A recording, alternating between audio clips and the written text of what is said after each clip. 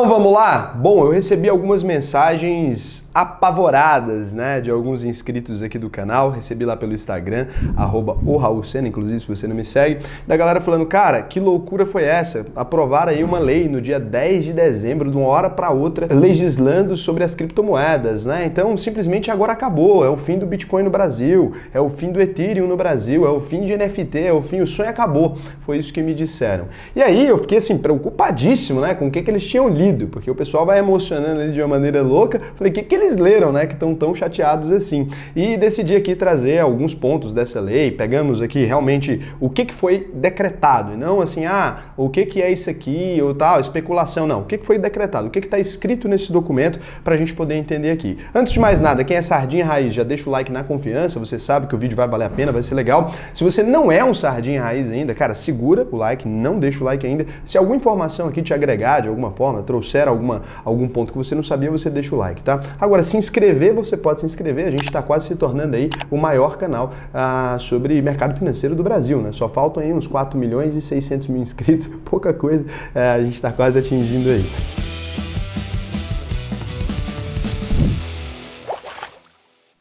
A primeira coisa aqui, essa lei dispõe sobre as diretrizes a serem observadas na prestação de serviços de ativos virtuais e na sua regulamentação, né?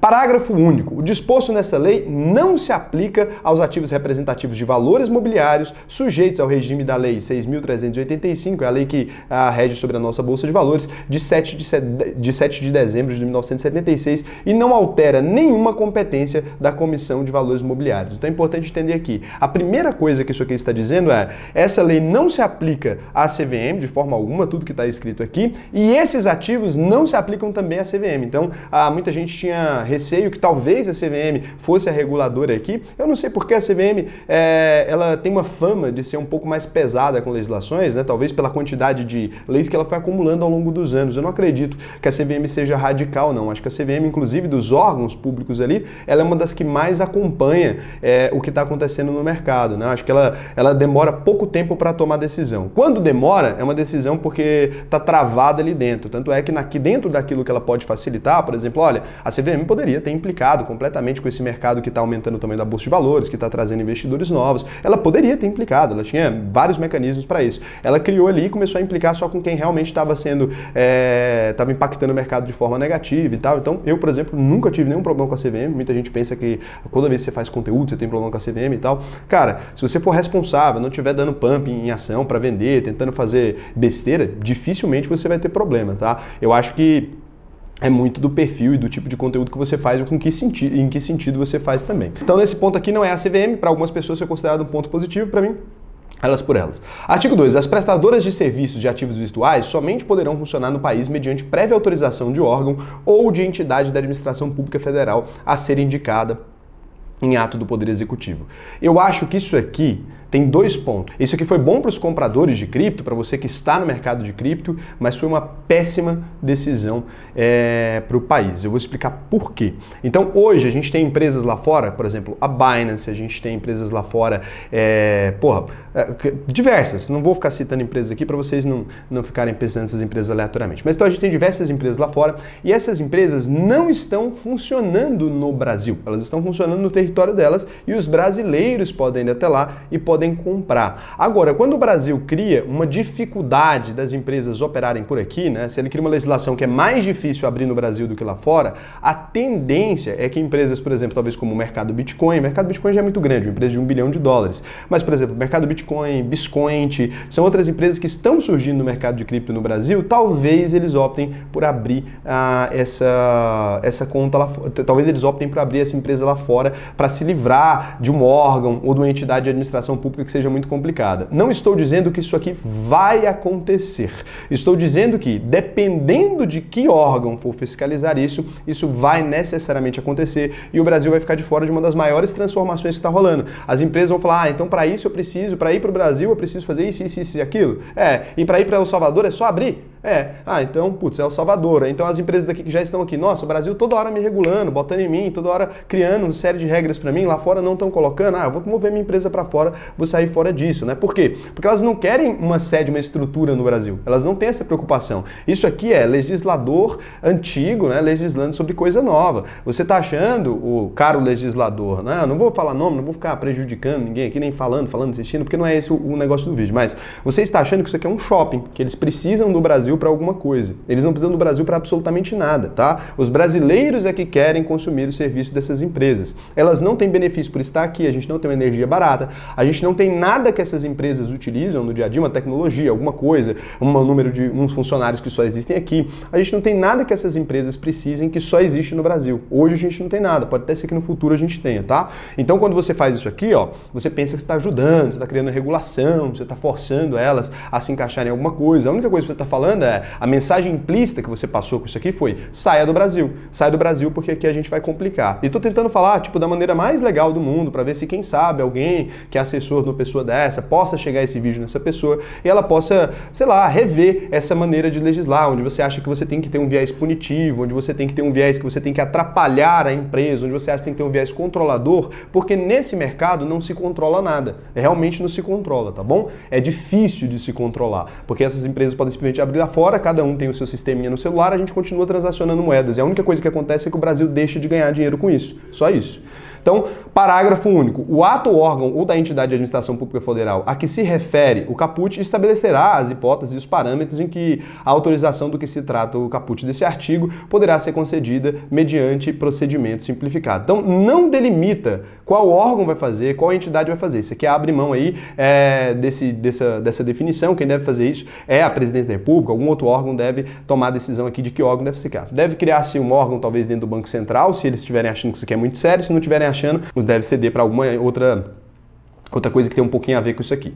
Então, artigo 3º. Para os efeitos dessa lei, considera-se ativo virtual a representação digital de valor que pode ser utilizada, negociada ou transferida por meios eletrônicos e utilizada para a realização de pagamentos ou com o propósito de investimento, não incluídos moeda nacional e moeda estrangeira, moeda eletrônica nos termos da Lei 12.865, de 9 de outubro de 2013, instrumentos que provejam ao seu titular acessos ou produtos e serviços especificados ou a benefício proveniente desses produtos ou serviços, a exemplo de recompensa de programas de fidelidade e representações de ativos cuja emissão, escrituração, negociação e liquidação esteja previsto em lei, regulamento, a exemplo dos valores mobiliários de ativos financeiros. Parágrafo único. Competirá ao órgão ou à entidade de administração pública federal indicar em ato do Poder Executivo estabelecer quais serão os ativos financeiros regulados, né, para esse fim de lei. O que ele está dizendo aqui? Né? Ele diz que, para os efeitos dessa lei agora, considera-se um ativo virtual qualquer representação digital de valor que pode ser negociada, transferida por meios eletrônicos e utilizada para a realização de pagamentos ou com propósito de investimento. Então,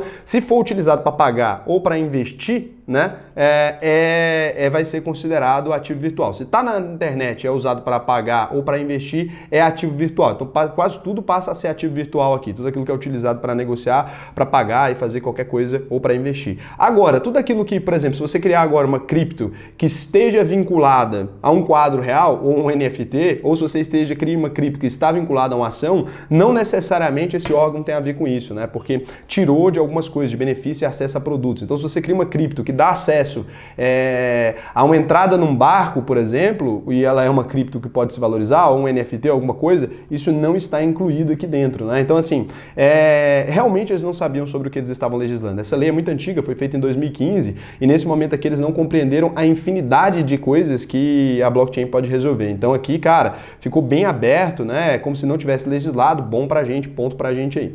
Então ficou legal, menos legislação, porque eles simplesmente não entenderam o que dá pra fazer nesse ambiente. Então, como eles não entenderam que dá pra atrelar isso a ativos físicos, aquilo que tiver atrelado a qualquer coisa não é cripto. Artigo 4º, né? A prestação de serviços de ativos virtuais deve-se observar as seguintes diretrizes segundo os parâmetros a serem estabelecidos pelo órgão ou pela entidade de administração pública federal indicada em ato do Poder Executivo. Livre iniciativa e livre concorrência. Já é livre iniciativa e é livre concorrência. Qualquer um pode fazer, tá? Isso aí não tem nem como vocês legislarem sobre isso.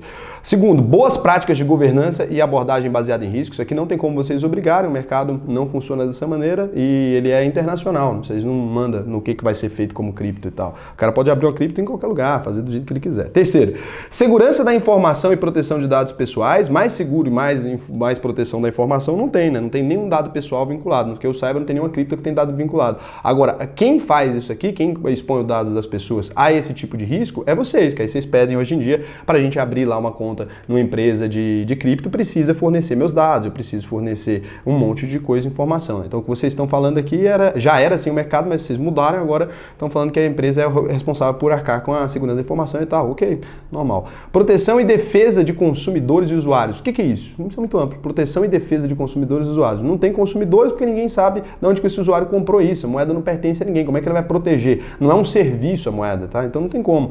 E proteção à poupança popular. Cara, vocês não tinham a menor ideia do que estavam falando. Isso aqui não tem nada. Isso aqui não tem nada. Isso, assim, realmente isso aqui não tem absolutamente nada a ver com cripto.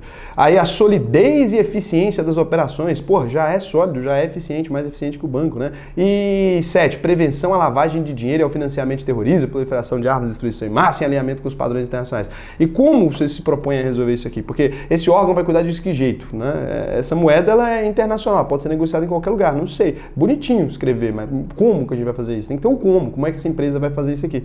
Então é uma lei aqui que ela tem que prevenir, né? Então ela está prevenindo lá a lavagem de dinheiro, pegando os dados de uma pessoa, aí a pessoa compra peer-to-peer, como é que acontece? Não sei, né? Vocês não pensaram nisso, né? Artigo 5º, considera-se prestadora de serviços de ativos virtuais a pessoa jurídica que executa em nome de terceiros pelo menos um dos serviços de ativos virtuais entendidos como. Então, o que é uma empresa de ativos virtuais? Uma empresa que permite a troca entre ativos virtuais e moeda nacional ou moeda estrangeira, ou seja, que troca Bitcoin por real ou dólar, né?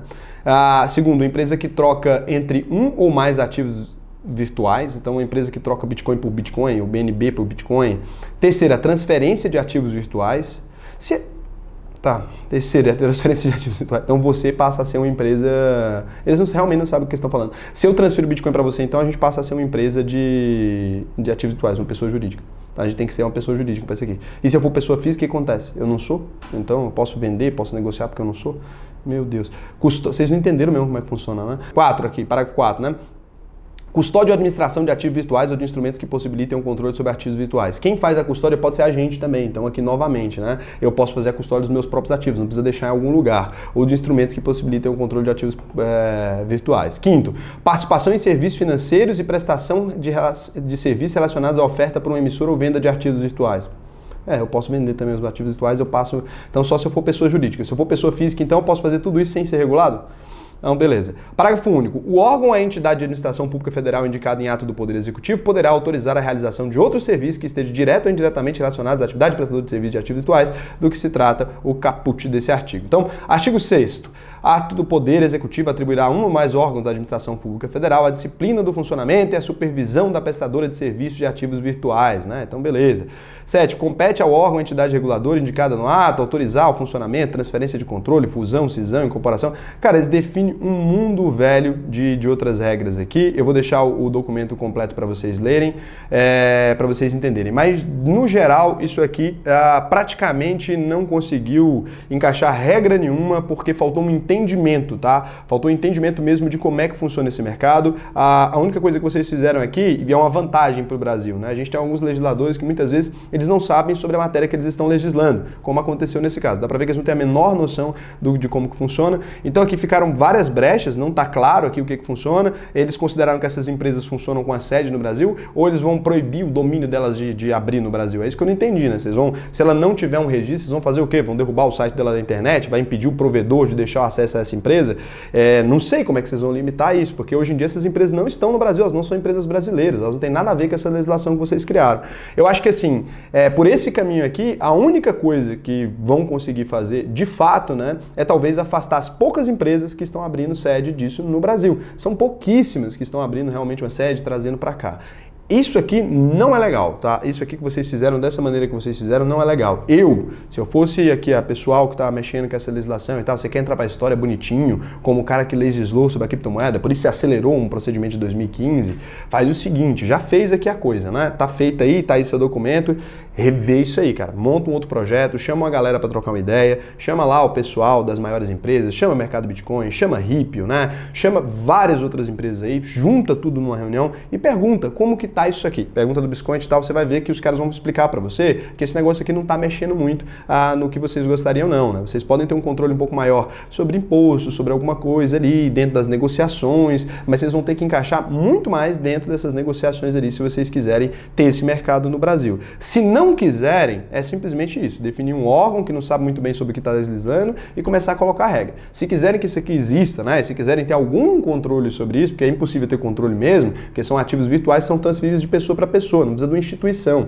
Não é igual um banco, né? Você não pega assim e fala, ó, para eu transferir dinheiro para fulano, eu preciso do Bradesco. Aí você pode ir lá atrás do Bradesco e pegar ele na chincha. Aqui vocês não podem. Se eu quiser transferir meus Ethereum agora para Nova Zelândia, eu posso transferir. E não passa por lugar nenhum, passa entre eu e o outro rapaz. Entenderam que não dá para fazer desse jeito que vocês estão colocando? Isso aqui não muda nada. Vocês colocam um monte de regra aqui que não muda nada nesse mercado, só atrapalha as empresas que vão operar no Brasil.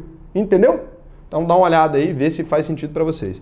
Então, esse foi o vídeo de hoje. Lamento, não foi a coisa mais maravilhosa do mundo, mas, putz, um projeto de lei assim que não diz muito, né? É o que eu tô falando, não atrapalha muito a vida, só não diz nada. E aí eu acho que os caras estão achando, nossa, conseguimos legislar sobre isso. Vocês não conseguiram, queria deixar bem claro. E não dá para fazer. Então, desse jeito aqui, vocês não fizeram nada, tá? Vocês têm que mexer em algum intermediário aí. Vocês têm que pedir primeiro para entender, porque aí vocês conseguirem entender, vocês conseguem, pelo menos legislar. Ainda que errado, vocês conseguem entender o que estão fazendo. Isso aqui não faz sentido. Então, você que ainda não entrou, né? Não fez sua matrícula na UVP, a turma começa lá agora em janeiro. Você já pode ir aí ao uvp.com.br, clicar em Faça Sua Matrícula, dá uma lida lá, a gente tem toda a explicação, a gente ensina a investir no Brasil, no mundo, no exterior, em criptomoedas, de verdade, inclusive se o pessoal quiser entrar na UVP aí, o pessoal da administração pública, né, que quiser legislar sobre isso aqui, faço questão de abrir para vocês uma vaga, pelo menos vocês entenderem o que vocês estão falando, porque aí vocês podem até fazer besteira, mas pelo menos dentro de uma coisa que faça sentido, porque senão fica uma coisa feia para o Brasil, essa lei que não fala nada. É um negócio importante isso aí. Isso aqui é a próxima revolução econômica do mundo. Então prestem atenção nisso aí. E aí você pode fazer sua matrícula lá. Começa agora a turma no dia 21 de janeiro. Vai ser super legal. Você aprende a investir no Brasil e no mundo. E detalhe, né? Se você não ficar satisfeito após a conclusão do curso, então você emitiu o seu certificado, não ficou satisfeito, ou não aprendeu a investir, a gente devolve o seu dinheiro, tá bom? Muito melhor que a lei obrigando, né? A gente fazendo bonitinho. Um beijão pra você. Até o próximo vídeo.